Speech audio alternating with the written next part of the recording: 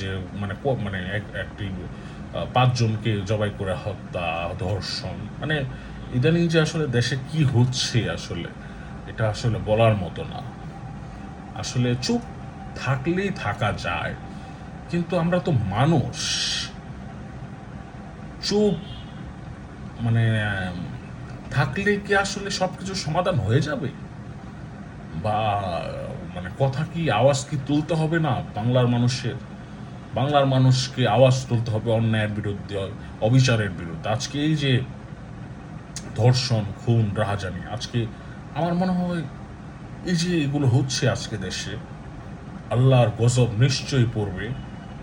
আজকে মে মাসের ৯ তারিখ ২০২৬ সাল। আমি মনে করি ইনশাআল্লাহ এই যে অপরাধগুলো হচ্ছে, যারা করছে, আল্লাহর কঠিন থেকে কঠিন গজব যাতে তাদের উপর নাজিল হয়। আমিন।